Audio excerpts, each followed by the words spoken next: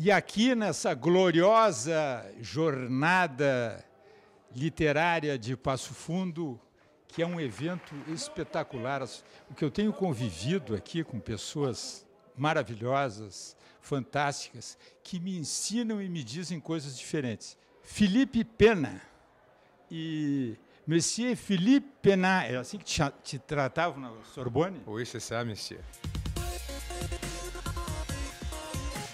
Eu vejo aqui jornalista, escritor e psicanalista. A gente tem que sobreviver, né? Tem que ganhar o pão de cada dia, mas todos eles são derivados da escrita, se você pensar. Nenhuma dessas profissões ela é díspare da outra, né? Todas elas se inscrevem umas nas outras, né? O psicanalista ele trabalha a linguagem do inconsciente, né? O escritor também faz isso, né? E o professor da mesma forma. Não vejo muita diferença nas funções, não. E eu lhe coloquei essa questão por uma questão de... coloquei a questão por uma questão de... As duas palavras são usadas em sentidos diferentes.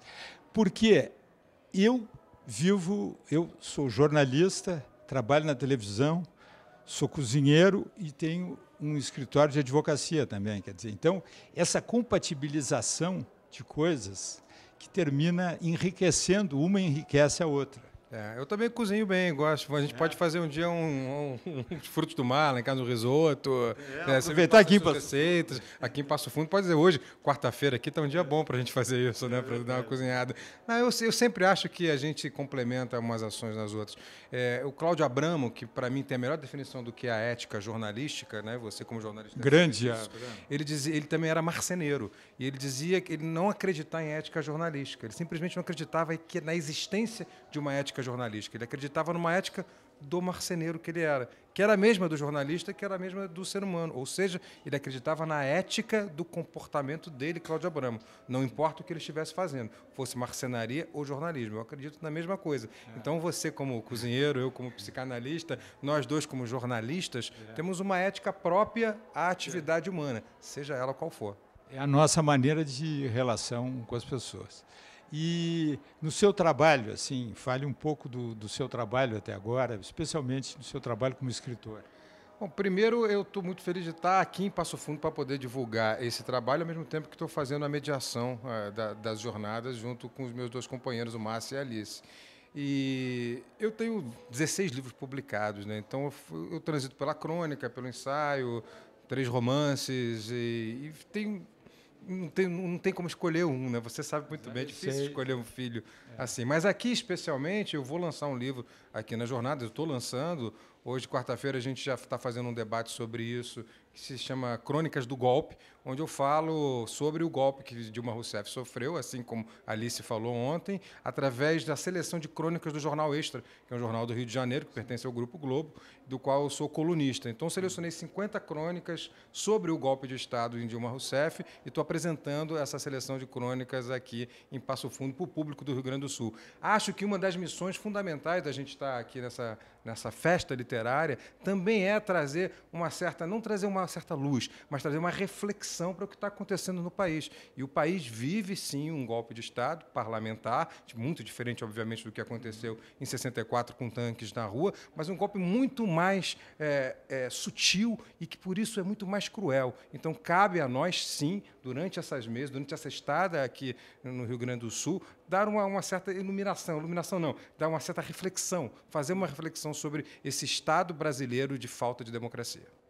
E eu acho muito importante a gente ouvir aqui na jornada, é um palco interessantíssimo, uma manifestação como essa.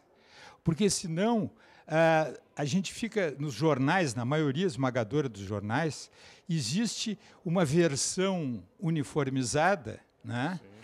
E a palavra golpe, como o golpe foi cumprida a Constituição, quando se sabe... Eu tenho dificuldade para divulgar o livro por causa disso, porque tem a palavra golpe. Fico muito feliz de você estar me entrevistando e a palavra golpe poder ser dita numa emissora de rede aberta, porque geralmente a gente não consegue divulgar um livro que se chama Crônicas do Golpe, né? Porque as pessoas têm muita dificuldade de enxergar que o impeachment foi um golpe de Estado, um golpe parlamentar e midiático, uma construção jornalística, inclusive, porque nós sabemos que o jornalismo não é o espelho da realidade. ele ajuda a construir socialmente a realidade, não é? Às vezes é o espelho, mas aqueles espelhos assim que tem inclinações que a pessoa pode... Côncavo convexo. Côncavo convexo. Aliás, se você observar bem, eu estou trabalhando num livro agora que trata muito dessa questão histórica do Brasil.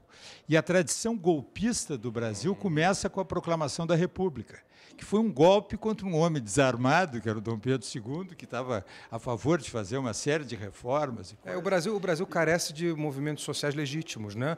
E aqueles que existem, que historicamente são registrados, eles são muito pouco estudados, muito pouco valorizados. Os movimentos populares na Bahia, em todos os setores do Nordeste, até aqui mesmo no Rio Grande do Sul. E a gente tende a falar de grandes acontecimentos como a proclamação da República ou como a própria independência, que são simplesmente acontecimentos que foram gestados em gabinetes, né? E a gente tem pouca tradição popular. Até por isso eu acho que a gente deixou de ter uma presidente mulher no Brasil, como muito bem disse a Alice ontem no seu programa, que eu vi, aliás, estava muito boa a entrevista. A Alice, quando falou da misoginia, a misoginia existe mesmo de fato. E a gente perdeu a oportunidade de ter uma presidente mulher que ficou 5 anos no poder e foi por misoginia que nós atiramos. Então é muito bom que a gente possa estar aqui numa jornada falar sobre esses temas e usar a palavra golpe, como você muito bem mencionou. Esse seu olhar, ele vai... Como é que ele vai funcionar na jornada? Porque eu acho a jornada fascinante, porque permite, por exemplo, que é um grande evento de repercussão nacional, e a gente vê os jornais, é só aquela fofoca, quem roubou quanto e tal, isso e aquilo, porque o Lula vai responder por isso, e aparece o Lula com 35% de votos disparado na frente, mas como o cara fez tudo isso, como é que aparece assim?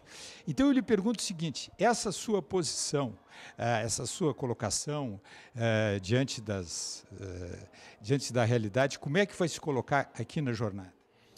Se colocar de forma a pontuar essas questões, né? Porque é o que a gente tem que fazer aqui, né? O mínimo que a gente pode oferecer é uma visão diferenciada do que a gente lê como a realidade. Porque, como você mesmo disse antes, a gente está construindo uma realidade social através da imprensa que não é o que está acontecendo. Então, através de um evento como as Jornadas Literárias, a gente pode trazer à baila, trazer a reflexão para os leitores que estão aqui, para os escritores também, porque somos todos leitores e escritores em última análise, algo que possa ser diferente da narrativa oficial que é vendida nos grandes meios de comunicação. Então, nesse sentido é que eu acho que a gente pode contribuir um pouco. Gostei muito da narrativa oficial. Em relação à sua experiência no exterior, com jovens, na Sorbonne, em outros lugares assim, como é que funciona, comparando a sua experiência no exterior e a sua experiência no Brasil, nessa relação com alunos, com jovens, com estudantes? Eu posso dizer para você que não tem nada mais prazeroso do que isso, né? Trabalhar com estudantes, trabalhar como professor, realmente é um presente. E não é um sacerdócio porque a gente tem que viver, né? Senão, se fosse um sacerdócio, viveríamos de esmola. Né? E não é o caso, né? A gente trabalha muito. Sacerdotes somos nós, somos os sacerdotes da notícia. Mas entre os países, eu dei aula na Sorbonne, dei aula na New York University, e são instituições completamente diferentes, né? E como é diferente uma universidade pública no Brasil. Agora, a essência do estudante, a essência do aprendizado é sempre a mesma, né? É sempre um olhar diferenciado sobre um assunto e uma troca. Existe um velho clichê de que o professor aprende mais do que um aluno, mas eu nunca ouvi um clichê tão verdadeiro. É verdade. E ainda mais em tempos de internet, de redes sociais. Quantas e quantas vezes eu estou dando uma aula e sou questionado ali, real time, na hora, né? Porque alguém pegou uma informação ali no Google que está me contradizendo porque eu estou desatualizado. Isso é muito bom. Não existe nada mais enriquecedor do que ser contestado por um aluno em sala de aula e poder aprender com o meu próprio erro, né? Com a minha informação que está desatualizada naquele momento. E essa questão de hoje em dia, que tem o Google, é impressionante. O professor virou um herói para mim, porque o cara tem que ser uma enciclopédia ambulante, né? Não, só tem que ser humilde o suficiente para saber que ele pode estar errado e está errado muitas vezes, né? É o mínimo. Aliás, em qualquer profissão a gente tem que ter esse mínimo de bom senso, mínimo de didática também, né? E com essa franqueza com que você fala da situação nacional, que fala de tudo isso, eu fiquei realmente encantado, meus cumprimentos.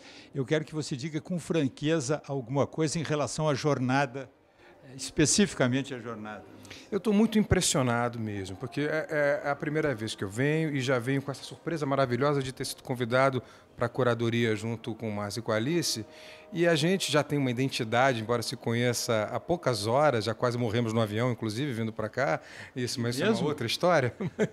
E essa identidade parece que se estende à cidade toda, né? Parece que a cidade toda vive em função das jornadas. As pessoas estão mobilizadas em torno do livro, em torno da leitura, né? E o diferencial mesmo que eu vejo é que não é em torno dos escritores em si, mas em torno do livro, em torno da obra. Os escritores estão aqui, é ótimo que se tenha um contato com eles, mas há um preparo na obra antes, há um preparo da leitura. E isso é fundamental, porque eu vou repetir o que eu sempre digo sobre o ato da leitura. O ato da leitura, a escrita, ela não pode ser aquela escrita difícil que te afasta do livro. Não que eu não valorize escritas que são assim, cada um escreve como pode, mas a escrita simples é que me parece a escrita adequada para difundir leitores, porque a escrita simples, ela é a tradução da complexidade. Quando você consegue traduzir a complexidade, você produz bons enredos, boa literatura, e ao produzir boa literatura, você está fazendo um país melhor.